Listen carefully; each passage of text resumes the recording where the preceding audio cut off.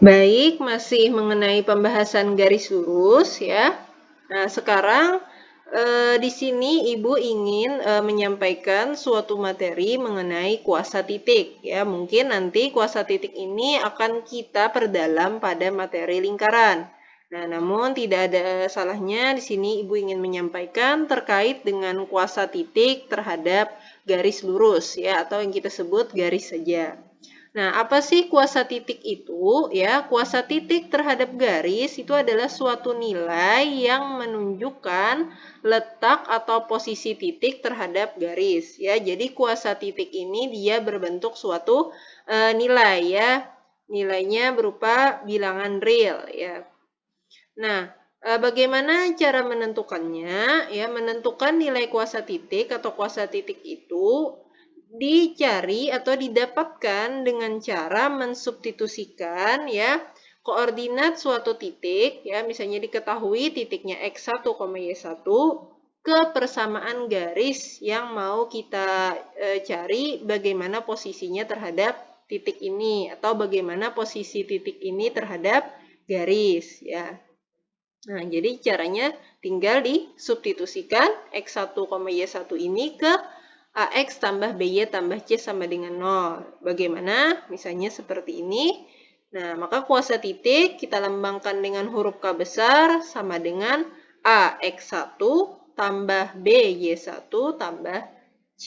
Ya, jadi persamaan garis tadi kita kembalikan dulu ke bentuk persamaan standar ya. Lalu kita ganti variabel x dan y pada garis dengan nilai dari koordinat titik ya. X diganti jadi x1, y menjadi y1 ya. Nah, inilah cara untuk mencari kuasa titik.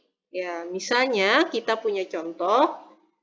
Sebelum ke contoh, nah apa arti dari nilai K ini tadi ya? Jadi dari nilai K ini kita bisa mengetahui posisi titik terhadap garis ya, di mana posisi titik terhadap garis itu ada dua kemungkinan.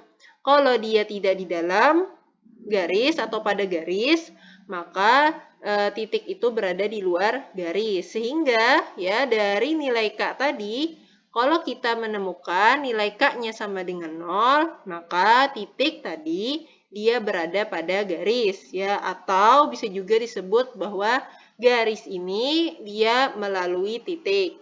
Nah, gitu ya. Lalu, jika nilai K tadi dia tidak sama dengan 0 ya, baik dia negatif, positif, maka bisa dikatakan titik itu dia berada di luar garis ya. Nah, atau garis ini dia tidak melalui titik. Nah, tidak melalui titik yang kuasa titiknya tidak sama dengan 0 ya. Nah, sehingga kalau kita kembalikan ke contoh sebelumnya ya, contoh mengenai jarak titik terhadap garis ya. Misalnya kita punya titik A 2,-3 ya, kita diminta mencari atau kita ingin mengetahui misalnya bagaimana letak atau posisi titik A ini terhadap garis K ya, persamaannya ini ya. Nah, maka tadi yang kita lakukan adalah yang pertama kita ubah dulu bentuk persamaan garisnya menjadi bentuk persamaan standar. Berarti yang awalnya 2x kurang y sama dengan negatif 6, kita ubah menjadi 2x kurang y tambah 6 sama dengan 0 ya. Sehingga dengan mensubstitusikan koordinat A ke persamaan garis K diperoleh bahwa nilai kuasa titik dari titik A adalah 2 dikali 2, di mana 2 ini adalah x1, dikurang negatif 3, negatifnya adalah y1, ya negatif 3 ini ditambah 6. Nilainya 4 ditambah 3 ditambah 6 ya sama dengan 13 ya. 13 ya, berarti K-nya sama dengan 13, itu tidak sama dengan 0, sehingga A itu berada di luar garis K ya, sehingga wajar tadi ya pada contoh jarak titik ke garis kita dapatkan bahwa jarak antara A ke garis K adalah 13/5 akar 5 ya, berarti dia jelas dia berada di luar garis K.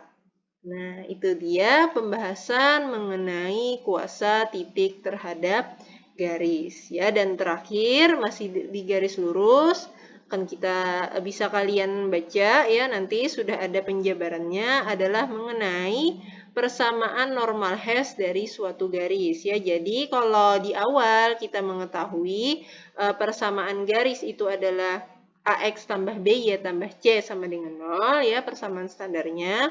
Nah, maka persamaan standar garis itu juga bisa kita tuliskan dengan berbentuk normal hash atau berbentuk X cos alpha tambah Y sin alpha sama dengan N ya, di mana N adalah panjang normal dan N ini dia selalu bernilai positif. Nah, itu saja materi mengenai garis lurus ya. Kita lanjutkan ke materi geometri analis selanjutnya, yaitu mengenai lingkaran ya. Diskusi lebih lanjut akan kita lakukan di forum.